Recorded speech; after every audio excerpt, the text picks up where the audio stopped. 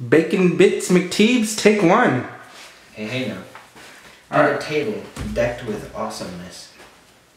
Yes, it's the day before Thanksgiving, and the women are in the kitchen where they should be. Dang. I just got through a cool, good training session at Carlson Gracie in Temecula. Did you go to jiu-jitsu today too? I did. Yeah. I can say Carlson Gracie up here in Temecula. They go hard in the paint. Yeah, they're I know most of you guys that watch this are out of state, but if you guys know anyone who lives in Riverside County, Marietta, Temecula area, hit me up and we'll go and check it out. The guys there are really awesome. Everyone's super friendly and willing to teach you. But what do we got here? A review that's long overdue by Avery Brewing Company in Boulder, Colorado. Avery the Reverend coming in at 10%, a Belgian quadruple ale.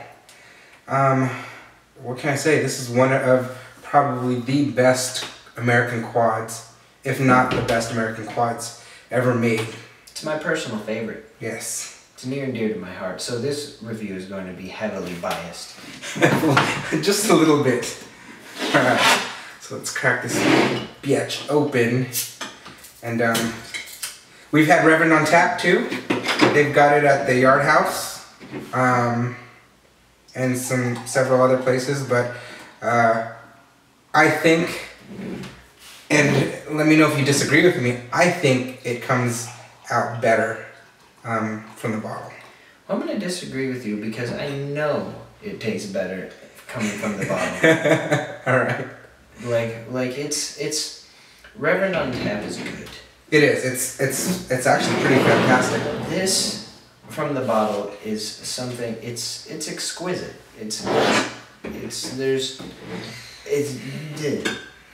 Yeah, I think. I mean, let's get a nose on it. And there's just a ton of Belgian candy sugar, a really caramelly, sort of like a caramelized molasses in there. It's just magnificent. It's like they put so much candy sugar together and they boiled it really well without scorching it at all, and you don't get that kind of burnt molasses flavor that you get in some of the other quads. So really perfect smelling, sweet smelling beer. Nice lacing. Nice lacing, good. You can see some alcohol legs on the glass. 10%. Mm-hmm. You know, you expect that. It's got a kind of ruby color to it, doesn't it? Under these lights. It does. Amber. Yeah. Amber, ruby. Yeah. Can see just a little bit of bubbles coming up in the middle. Yeah, it's slight and it's perfect. Kind of where you want it. I mean, they did a really good job with this beer. You know, I went over to Avery Brewing and they showed me how they made this beer. They were actually putting this in the mash tun, and it just smelled like just a big caramel bomb. And Avery's known, I mean, if you've got a sweet tooth, there's all kinds of Belgian quads out there, but if you've got a sweet tooth, Avery's known for their proprietary sweetness, and this quad is one of the best examples of that, done really well. So, cheers, dude. Cheerio. Drink it up.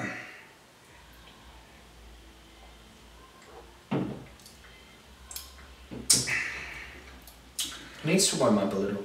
Yeah, it's a little cold, but I mean, right off the front, you get some punchiness from the alcohol. You get that classic quad Belgian spice, toffee, fig, really dark fruit character, that plum raisin. I mean, it doesn't really get any better than this, unless you're going straight to, you know, Vesletterin. It's really fantastic at like 55 degrees and over. Yeah.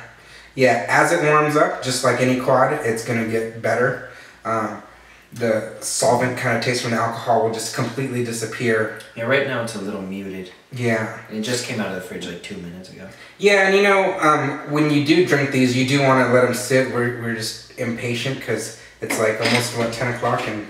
It's like, man, I know what that tastes like. I know. Yeah, it's 10:30 on Wednesday night, and we hadn't started drinking yet, so we gotta get something in our bellies. But what happens is with the cold, there's a numbing sensation that happens. Yoink. And it numbs your palate a little bit and hides some of those flavors. So you want to let it warm up and really get every aspect of the beer, because it's a super complex beer. It's got that punchiness in the front and then that dark fruit in the middle. The thing when it comes from the tap that it's missing is an aftertaste of that candy sugar.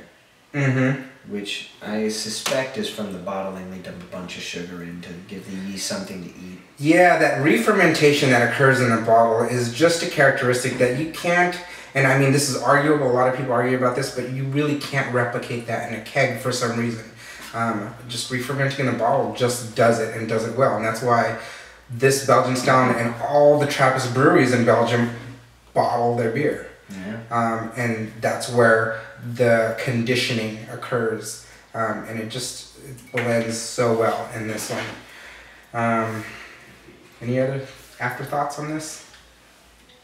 Oh, that is our, if you saw in the previous video, that's the sake yeast and the gluten-free beer.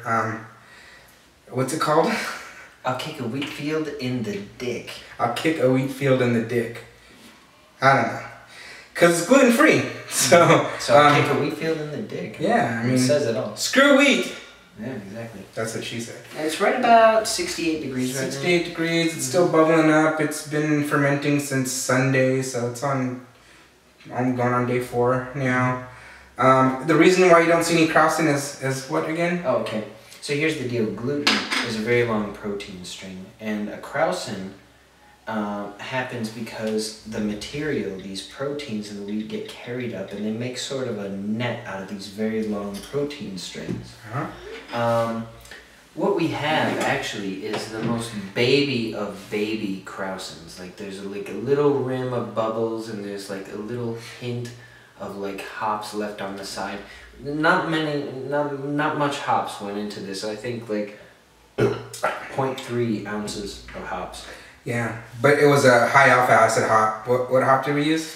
It was Chinook. Had a alpha acid of 11.82. Yeah, so Chinook used as definitely a bittering hop. This isn't a bitter beer that we're making, so we just used a little bit of it. The original recipe called for Simcoe, which has a alpha acid of 12 to 14. So we had to find a substitute because freaking nobody has Simcoe. Go figure. And then there's another hop variety that they're about to run out of too. I forgot what it was. Amarillo. And all of sweating. Stone is screwed because all of their beer is made out of Amarillo. Well, most of it. They are sweating. Yeah, so they're sweating ball sacks. Dang, this is good beer. Mm-hmm. Just put my hands around to warm it up. But I mean, this is an easy A+. And I give it an extra A++ for the fact that it's only $6.99 a bottle. Holy crap! You can't do better. No, you can't do better. I mean, because, like, even if you go like Omegang or like or what are some of the others? Allagash 4 is $20. Yeah, you're decking out some serious cash. And those are both American quads. This is extremely reasonable for what you're getting. In fact, all of Avery's beers are ridiculously reasonably priced. Yeah. And the thing with Avery is not only that you'll always taste the proprietary sweetness in all their beers, but they're brewed in Denver. I mean, they're brewed in Boulder. They're in Colorado with that Rocky Mountain water that just kicks all of their beers up a notch. So I give it up to Avery, and especially this quad stands up to the best of the Belgians out there, and it's probably in my opinion, the best American quad that's out right now. I would say so. Yeah. I have a sweet tooth though. Yeah, me too. So great all-around beer, and it's Thanksgiving, so make sure you guys are thankful. You know, just reflect a little bit on everything you got. Don't dwell on things that that are meaningless and pointless and frivolous. We closed escrow. My girlfriend and I closed escrow on this house this day exactly 1 year ago. Mm-hmm. So fuck. Chin, dude, yeah. Good beer, good food. Yeah. And you guys enjoy your Thanksgiving, and we'll see you again probably on Friday. Cheerio. Cheerio.